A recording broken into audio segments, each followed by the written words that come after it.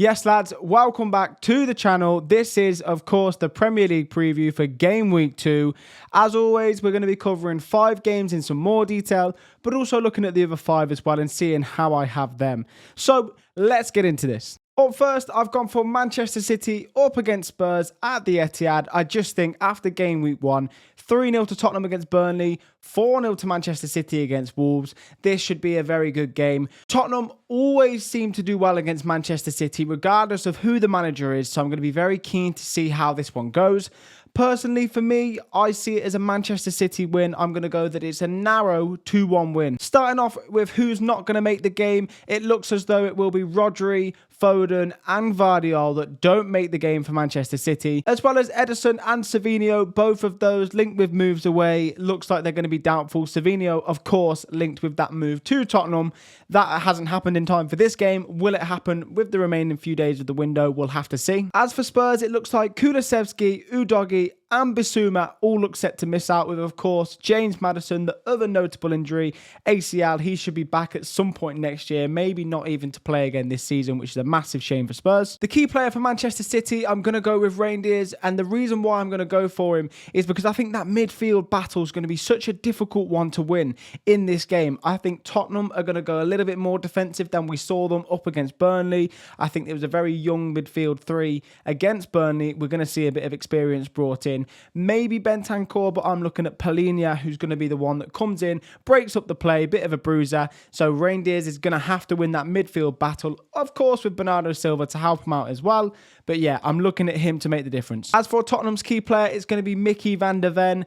Dealing with Erling Haaland is no joke. I look at Van der Ven as a better profile to deal with Haaland than Romero. So yeah, if they're going to stop Manchester City, they're going to need to stop him. Van der Ven, electric pace, same as Haaland. It's going to be some matchup between those two. Next, I've gone for Burnley up against Sunderland. Sunderland, welcome back to the Premier League. 3-0 winners against West Ham. Massive result for them. We've already mentioned Burnley, they did lose 3-0 to Spurs, but it wasn't all doom and gloom. They had a couple of chances. Now they're at home up against a side that they did play in the Championship last season, so they're going to look at this as a great time to try and get 3 points. The chances they made, they were half chances. They need to go and get more clear-cut opportunities in this game, but I do think Sunderland might have a bit too much for them with all the new signings. I'm going to go for Sunderland to win 2-1, and this would be a huge point for either team, but I'm looking at Sunderland to get all 3. In terms of who won't make it for Burnley, it looks as though Broja, the new signing, still not fit to play, as so is Twanzebe, and of course Bayer will miss out as well. As for Sunderland's injuries, it's Masuaku who looks set to miss out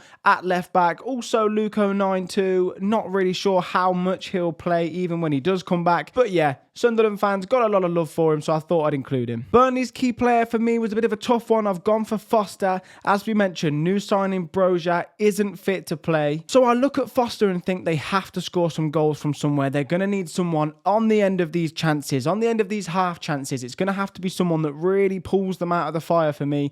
I'm looking at Foster to be that guy. So that means I do think Burnley will sit a little bit deeper and let Sunderland come at them a bit more. With that, I'm looking at Taubi for Sunderland. Him and Andringer on either side, they're the ones that are going to make the difference. I've gone with Taubi because I think he had a very good debut last week, and yeah, one to keep an eye out, Sunderland fans. He was my one to watch for them this season, already showing that he's got some serious qualities to do well in this league. Up next is Arsenal against Leeds. I've gone for an Arsenal win here. I think it's going to be 2-0, and that's no disrespect to Leeds, who did have a good outing in their first game. I think it was Ellen Road, coupled with the fact that Everton looked a little bit like they were still in pre-season. Arsenal, listen, they went to Old Trafford. They also look like they could be in pre-season, but I'm expecting the more established Arsenal players like your Bukayo Saka's, like Martinelli's, Rice, Odegaard to really kick on now. And Arsenal, they're going to get 3 points here. Whether Leeds score, they might do. I think Arsenal will keep the clean sheet. And yeah, Victor Gyökeres, a lot of eyes on him because in terms of injuries, Kai Havertz set to miss the game, so Gyökeres, even more pressure on those shoulders to deliver. As for Leeds, no notable injuries in the squad, which is great, so I want to dive into a bit of team news. Nemecha comes on, scores the penalty. Will he get the start ahead of Pirro? Will Pirro drop down into that 10 position? A lot of things for Daniel Farke to consider.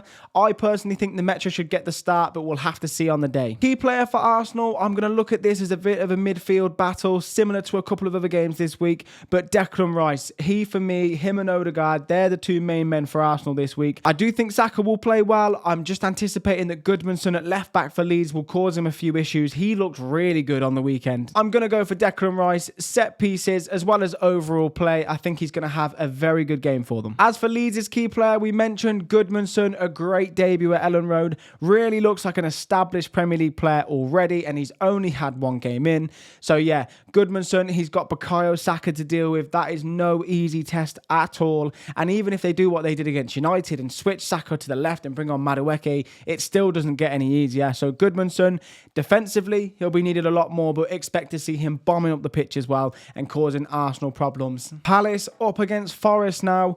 Now this prediction, it really does rest on if Eberechi Eze still plays for Palace. I think he will. I think he should play. But he proved that he was one of their main players in the last game. Very impressive performance. Very unlucky, I have to say, to not get that goal against Chelsea, the free kick. I think it was a very soft decision. But regardless, Palace, back at Palace, they're going to have their tails up. Forest, the same. New signings coming in, as well as a convincing 3-1 win against Brentford. Granted, it may only be Brentford, who I think are going to struggle this year, but Forest showed some very good signs. So this, for me, I've got it as a draw. I think the two teams will cancel each other out. I'm going to go for 2-2. Injury news, it is looking like Kamada and Franca are going to miss out for this game for Palace. Forest with no major injuries to report, but it's going to be very interesting to see.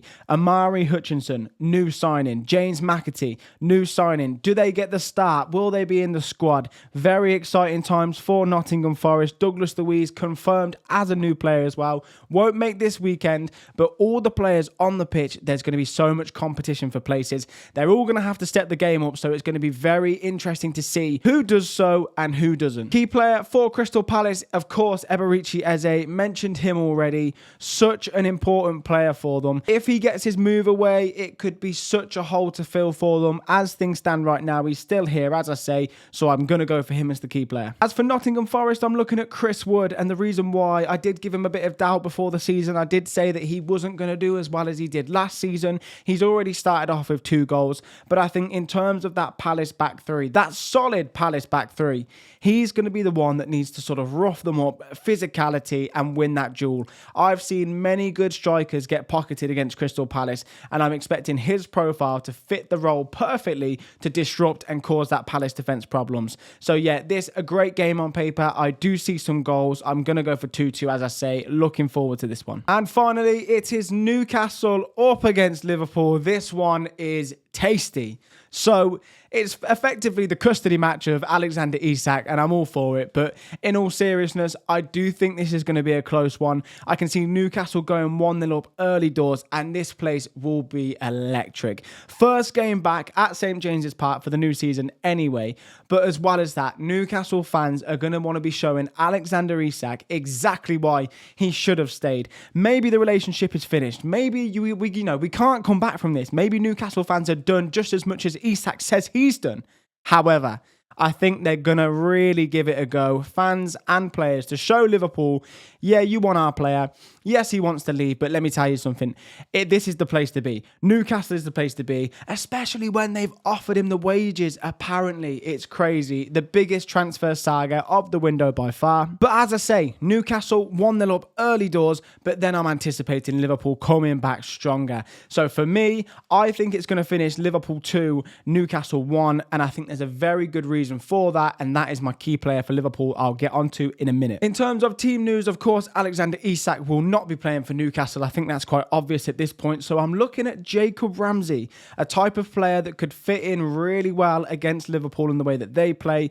I don't think he'll start, and it's a very welcome addition to that Newcastle front three, unless Eddie Howe likes to play him in the 10. However he wants to do it, Ramsey's going to add a lot of quality for them. Injury news for Liverpool, it's just Connor Bradley, who is due back very soon. He might even make the bench.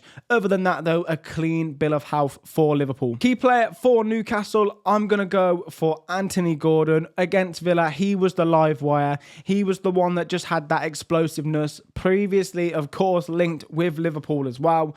I mean, what Newcastle player hasn't been linked with Liverpool at this point? But Gordon, the key player, if they're going to get Liverpool's high line, the fullbacks pushing forward, Anthony Gordon, whether he starts in the middle and drifts out to the left, whatever it is, I think on the counter, they will be lethal. We saw Semenyo have great success at doing so I'm expecting Gordon to be that man for Newcastle on Monday night. And I mentioned my key player for Liverpool is going to win them the game. It's not Ekitike, who we could also talk about because Newcastle, of course, in for Ekitike. Liverpool gazumped them, got the move themselves, yet they still want Isak. There's so much to talk about between these two clubs right now. But of course, my key player, listen, when a game is tough, and you need someone of the utmost quality to drag you there, win you the game, it's Mohamed Salah.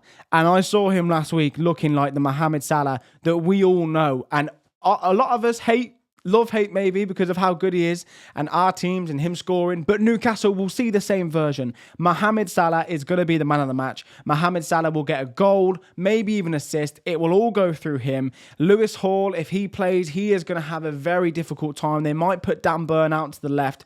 Whatever they do, Salah to have a very good game. And if he doesn't, just thinking off the top of my head, I'm going to be looking at Dan Burn as the man that stops that. But so much to look forward to. Monday night, 8 o'clock.